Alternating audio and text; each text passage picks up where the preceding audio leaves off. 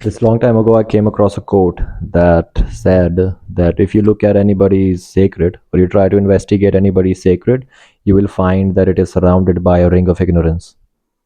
And that led me to think that, okay, every time we try to question something or try to go towards what a person holds sacred, you are met with a lot of animosity. You are met with a lot of aggression. You are met with a lot of ignorance. You are met with a lot of resistance. And why does that happen, right? Well, obvious reasons, because it is a sacred. It is something where a human being holds their purity. This could be in thoughts. This could be in, okay, this is the type of person I am. So that those ideas can be the sacred they hold. And when you're questioning those sacred, it's gonna be problematic. Because what is a sacred? Sacred is a very high in the hierarchy, and it is an ideal that leads you to some path, and you are holding it sacred. That would mean that till you have that sacred, till you have that ideal, you're moving towards a good place. So when you're questioning somebody's sacred, it's going to be very difficult. Why? Because we are not as used to finding new sacreds or creating new sacreds, so much so that we believe that all the sacreds are already given. Just like anything in our cultural norms, for example, they are sacred, held sacred. So questioning them is very difficult because people base their actions, and more than, well, not really their actions, right? We are not basing our actions on sacred, we are basing our identity on sacred. And that seems to be way more important than basing it on our actions, so that we can feel good, so we can feel fantastic just because we have a sacred. But the cool thing about something that is sacred, it is that it's always gonna be covered by ignorance, and maybe that is why it is sacred, right? So now the idea is this. Okay, I was trying to read up on the word taboo, and the word taboo actually was taken from this Polynesian word, uh, tapu, right? And tapu meant two things: forbidden and sacred. Interesting. Forbidden and sacred. Some kind of danger attached to sacred, number one, right? You can also think about it in the form of a forbidden fruit. So a fruit, you're not supposed to have it, right? Why? No idea, but it's dangerous, right? So that's a good idea. That's a good reason to not eat the forbidden fruit. Same with sacred, I think, right? Don't play with sacred too much because you're gonna do a lot of problems. Just imagine, like, if something is held as sacred and it has filtered through many years, that would mean that a lot of minds actually did challenge it. I'm trying to make a case for those people. Our mind, or a lot of people's mind, challenged it continuously, but then the sacred still exists. That would, be a proof of its utility, that there is something in that sacred and it should be followed, right? But not by covering it in a ring of ignorance. Like, to be imagine that sacred is something that is not likely to change. I mean, even if you don't say that there is a set of actions, a set of values that are sacred, but the process or some actions that are sacred. Like, how many sacred things are attached to when somebody dies? We have a lot of sacred rituals. When somebody is born, we have a lot of sacred rituals, right? There seems to be something to do with cleanliness, right? Sacred seems to be something to do with a fear of contamination. Now, it could be contamination of soul, for example, when somebody dies, or it could be contamination of, like, the new baby we need to protect. Sacred rituals that are put in place, or were put in place because they were needed back then, right? Because we did not know about cleanliness, or we did not have antibacterial soaps or whatever we use to save ourselves from germs. What does this hint at? This really hints at that the sense of sacred comes from the instinct of disgust. Now, this is not an opinion, it is a fact. Uh, Disgust originated in human beings because we wanted to protect ourselves from parasites. So at first it was about, fear of contamination. So if there is a berry which is poisonous and you eat it, yeah, you're not going to stay alive. If you are in a place where there are a lot of parasites and they infest you, it's not going to be good. So we developed disgust as a protective mechanism to protect ourselves. But then what happened? What happened was that as human beings became more complicated, or as human beings became more metaphysical, as human beings started to create a psychological reality, what happened was that this sense of disgust, which was, we can say, physical or something to do with contamination, turned into moral disgust. It turned into sexual disgust. Why sexual disgust? Diseases. Why moral disgust? Well, I don't know, but it did. And to me personally, disgust is a very fundamental and very strong thing. You imagine somebody who experiences shame on a regular basis. What do they have? Disgust. Somebody who experiences guilt on a regular basis. What do they have? Disgust. Guilt. Guilt. Disgust towards particular actions that you committed, right? Guilt. These people have that. What about people who, have OCD, for example? Disgust, right? It could be disgust of disorder, it could be disgust of this, or it could be disgust of the thoughts you have. So, to get rid of them, you engage in an action, OCD. So, this thing has really, really practical implications, and the emotion of disgust has practical implications when it comes to human beings. But coming back to the idea of sacred, really, right? There is this theory known as CAD hypothesis, where disgust is associated with sanctity. Disgust is associated with what? Disgust is associated with purity. Disgust is associated with sacred. And so the protection of sacred seems to be very important, doesn't it? Because if you look at human history, the saints, the people who resemble sacred, they were well protected.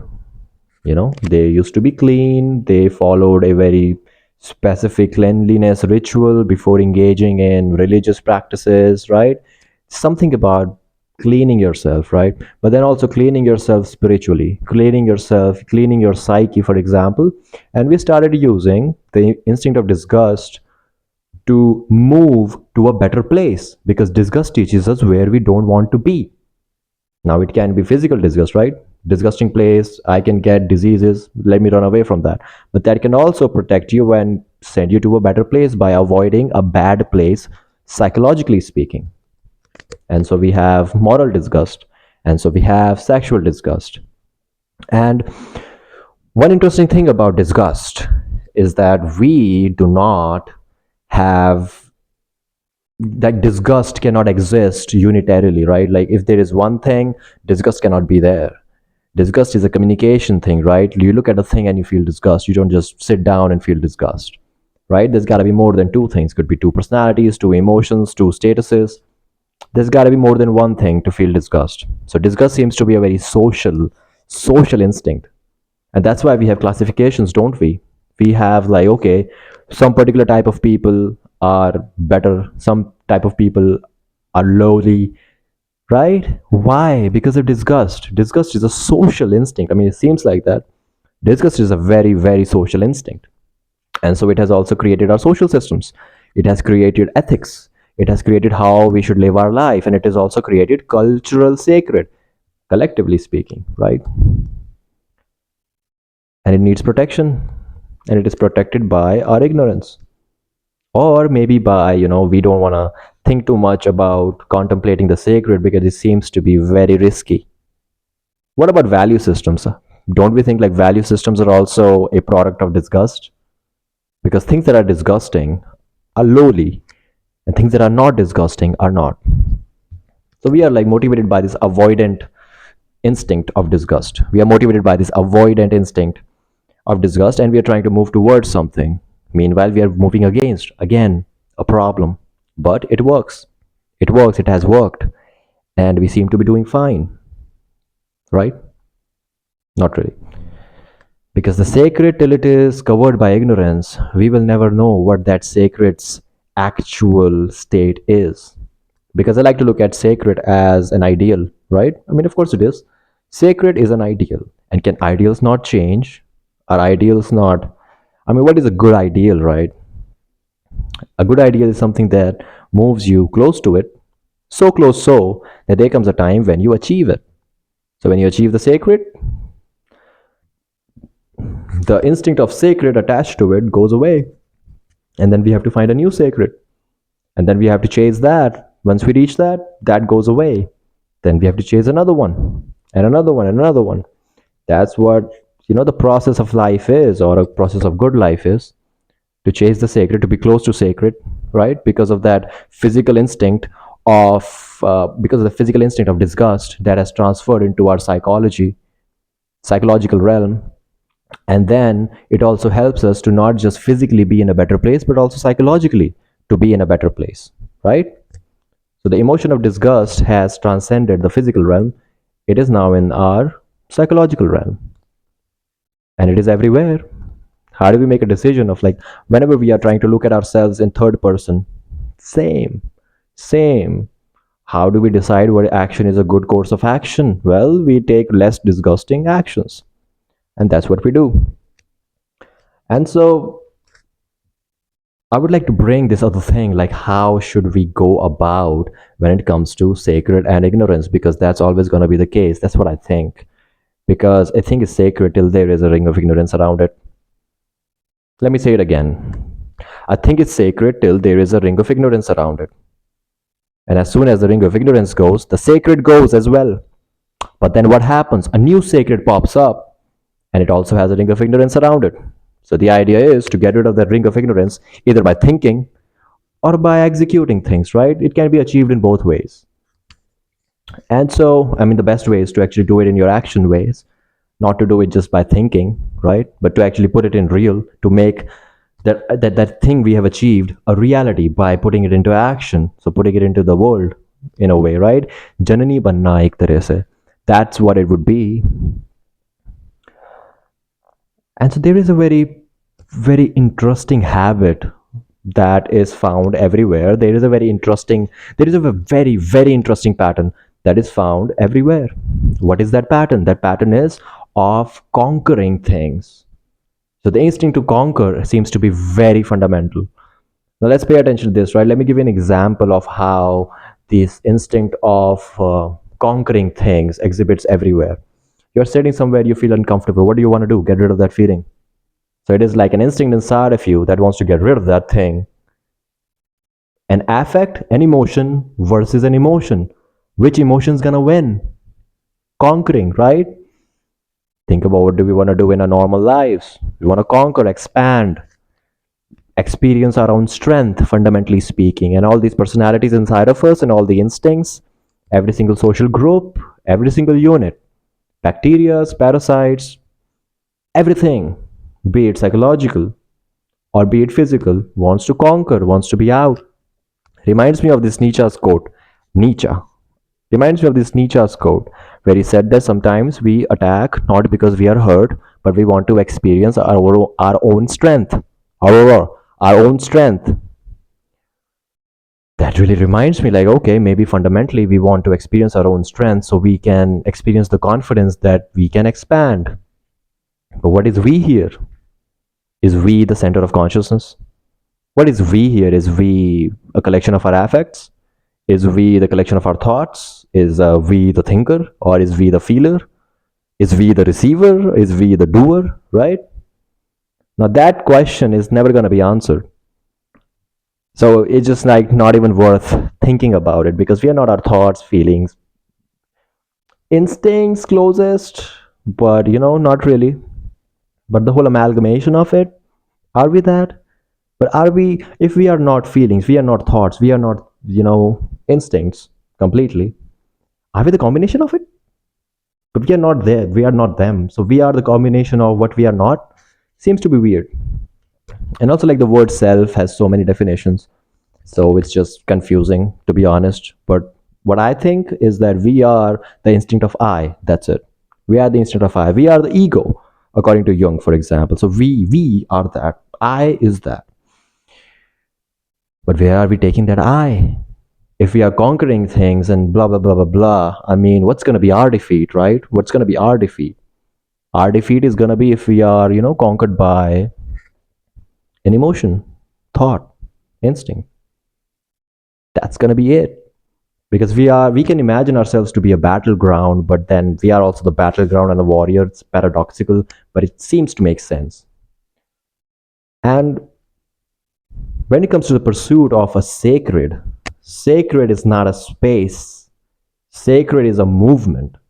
You know what I'm saying? Because if sacred is a place, only then when it is conquered, it just won't be there. So sacred is not a space, sacred is a movement. Movement towards what? Towards the sacred. So it is the destination and the journey. Sacred is a destination and a journey, another paradoxical idea, right? But if sacred is considered to be one place, then we are not going to be, able to construct some action patterns that will lead us to a good place, because we'll be thinking about where are we going, where are we going, where are we going.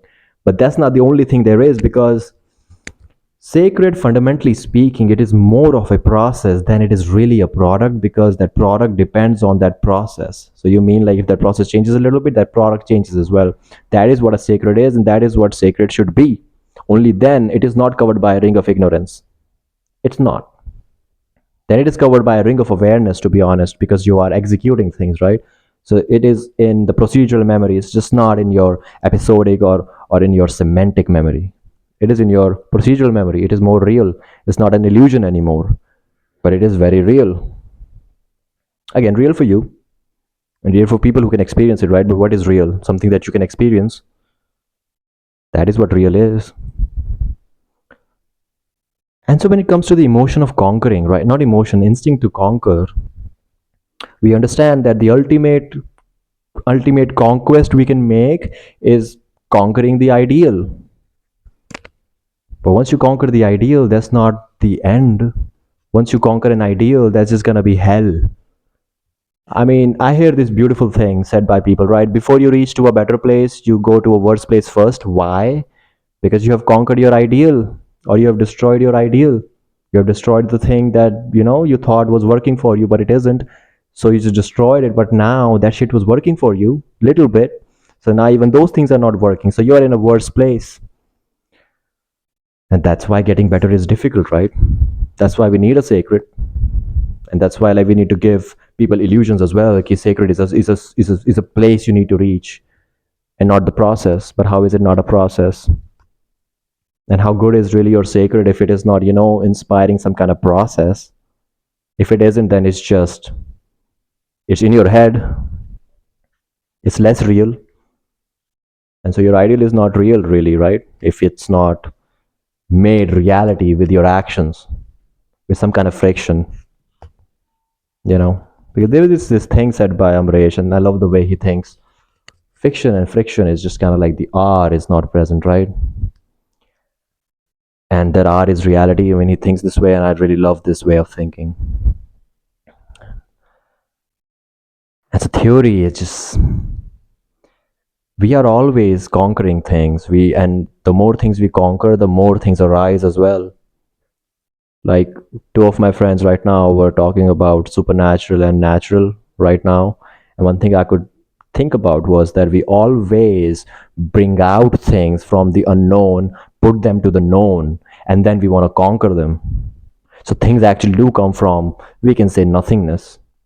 Because nothingness doesn't mean that those things don't exist. They are just a space that we cannot comprehend or understand. And things always do arise from spaces which we cannot comprehend. And then they come to a space that they can be comprehended. But then what happens? They are not just comprehended, they are made to fit with our biology so that it turns into procedural memory. Why? So that that thing can become more real. And then again, like the realist thing is not something that you have to think and then do. The realist thing is something that you don't even have to think. It's a part of you, right? Part of your procedural. You've absorbed it completely. So a thing went from the unknown, came to the known, was looked at, conquered, put into the biology, and made more real and more real and more real. So much so that think about like the most random, not random, think about like the most common action patterns we engage in that we don't even think about. It's just kind of like we don't even think if it is good or not. We just do it because it is good. It is so good. What is it? It is a thing that came from the unconscious, from the unknown, came to the known, was conquered, was put into ourselves, and then it became more real than real. It just became something we don't even think about. So the thing went back to the unknown from the unknown. But now it's just too real. That unknown is something which is more real than the other unknown from where it originated. So think about again the instinct of sacred. The instinct of sacred, we can imagine like how human beings do, right? We sit and some ideas just come from the unknown, right? So the idea of sacred came from the unknown. Some people practiced it because now it was known, right? Some people practiced it and then they practiced it long enough because it worked for them, and then it became real. How did it become real? Because it inspired actions and people started investing money to that. People started doing a lot of things and it became real. But now what happened? How did it become more real than real? Because now we don't even think about it. Everybody's got a sacred. We don't even think about it. So even the sacred idea came from that unknown, triggered by our physical disgust for contamination and turned into sacred, but then protected by our ignorance. Why? Protected by our ignorance because we think and delude ourselves into believing that sacred is a place to be visited, but it is the train journey, really. It's not even the train, it's the train journey, it's something that happens in your head. The recognition that you're traveling to a space, that is what sacred is, and not a destination to be achieved or to reach.